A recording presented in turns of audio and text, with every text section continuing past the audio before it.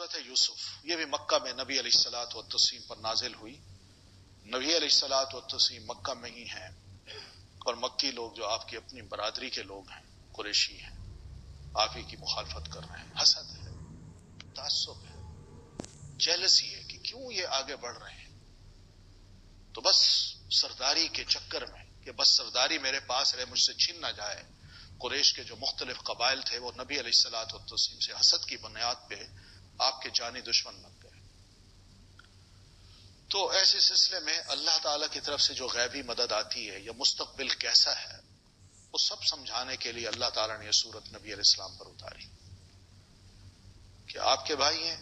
یوسف علیہ السلام کے بھی بھائی تھے، انہوں نے بھی حسد کیا تھا اور یوسف کے جانی دشمن ہی بن گئے تھے. پھر بہرحال انہوں نے اپنی طرف سے ان کو ختم کر دیا، مگر اللہ تعالیٰ نے ان کو ایسا ٹھکانہ دیا کہ جہاں بڑی باعزت طریقے سے وہ رہے، ان کی تربیت ہوئی، جوان ہوئے، مختلف مراحل سے گزرے، اور پھر ایک وقت ایسا آیا کہ وہ حکومت کے بادشاہ بن گئے.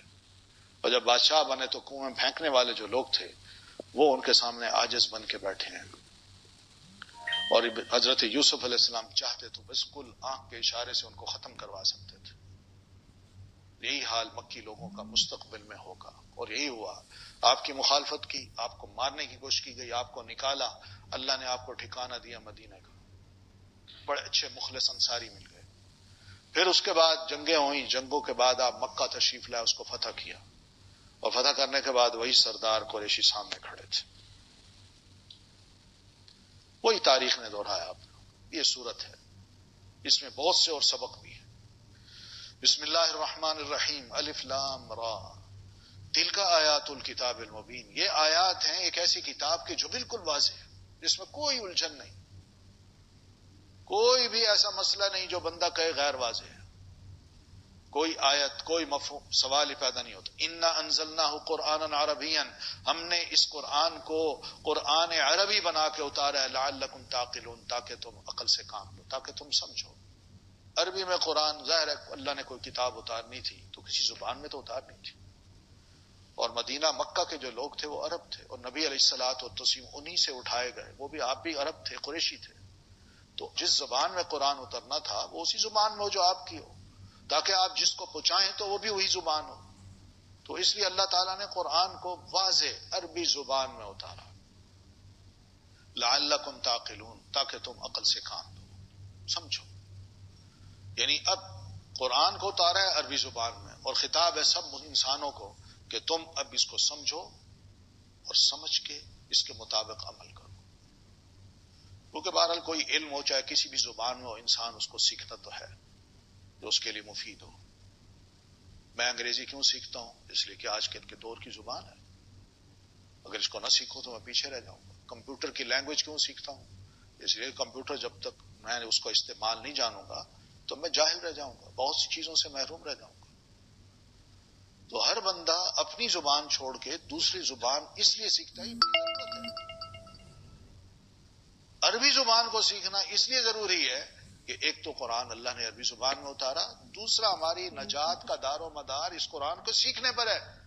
یہ ہماری سب سے اہم اور بنیادی ضرورت ہے، تاکہ اس کے ذریعے سے ہمیں ہدایت ملے، راہ راست ملے. نحن نقص علیک احسن القصص، اللہ کے رسول ہم آپ پر واقعات میں سے بہترین واقعہ بیان کرنے لگے ہیں. بما اوحینا الیک ھذا القرآن، اس وجہ سے کہ ہم نے آپ کی طرف اس قرآن کو وحی کیا ہے. یہ قرآن کا حصہ ہے، اس لیے اس حصے میں یہ ایک بہترین واقعہ ہے جو ہم آپ کو بیان کر رہے ہیں. ورنہ وَإِن كُنتَ مِن قَبْلِهِ لَمِنَ الْغَافِلِينَ، آپ اس سے پہلے بالکل نہیں جانتے تھے. لیکن اس واقعے کو جب ہم آپ پر اتار رہے ہیں، اس سے پہلے آپ واقف نہیں تھے. یہ ماضی کا واقعہ ہے، بہت عرصہ پہلے، صدیوں پہلے کا. وہ واقعہ ایسا ہے جو آپ کو پورا سنا رہے ہیں، آپ نہ اس وقت موجود تھے، نہ آپ کے سامنے یہ ہوا، نہ آپ کے علم میں تھا. یہ ہم ہی ہیں جو وحی کے ذریعے اس قرآن میں آپ کو بیان کر رہے ہیں. دیکھیے قرآن کتنا کھل کھل کے کہہ رہا ہے، مگر ہم بضد ہیں کہ نہیں، اللہ کے رسول غیب جانتے تھے. اذ قال یوسف لابیہ، اللہ کے رسول وہ بات یوں ہے کہ جب یوسف علیہ السلام نے اپنے والد محترم یعقوب سے کہا، اے ابا جان انی رأیت 11 کوکبا، میں نے خواب میں دیکھا ہے 11 ستاروں کو، اور سورج کو اور چاند کو. رأیتہم لی ساجدین، میں نے ان کو دیکھا مجھے سجدہ کر رہے ہیں.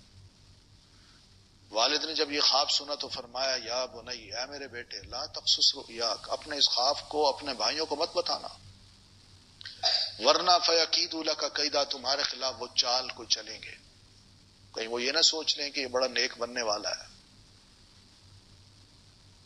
انسان ہے، شیطان جو ہے نا وہ دل میں باتیں ڈال دیتا ہے، بھائیوں کے خلاف حسد بغض پیدا کر دیتا ہے۔ اس لیے ان الشیطان للانسان عدو مبین، شیطان انسان کا کھلا دشمن ہے، وہ کبھی نہیں چاہے گا کہ بھائیوں کے درمیان محبت ہو، اور ایک بھائی اگر نیک ہے تو دوسروں کو کہے گا دیکھو یہ نیک ہے، تم برے ہو، اس کی عزت زیادہ ہے، تمہاری کم ہے، اس کو باپ زیادہ چاہتا ہے، تمہیں نہیں چاہتا، اس کا خیال زیادہ کرتا ہے، تمہارا نہیں کرتا۔ وَكَذَلِكَ يَجْتَبِيكَ رَبُّكَ، اب والد نے خواب کی تعبیر بھی ہلکی سی سنا دی،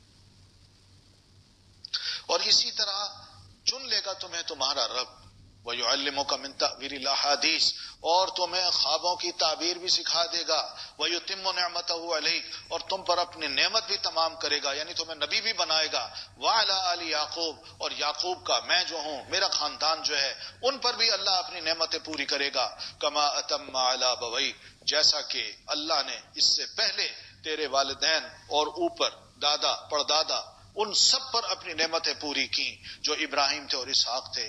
ان ربک علیم حکیم، یقیناً تیرا رب خوب علم رکھنے والا ہے اور بڑی حکمت والا ہے۔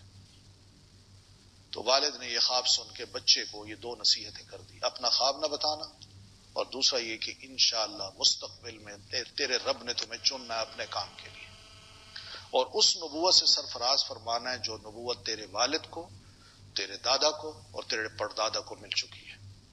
اس لیے یوسف علیہ السلام کو کہا جاتا ہے الکریم ابن الکریم ابن الکریم ابن الکریم، کہ بڑے محترم انسان ہیں، کہ محترم انسان کے بیٹے ہیں، محترم انسان کے پوتے ہیں، اور محترم انسان کے پڑپوتے ہیں۔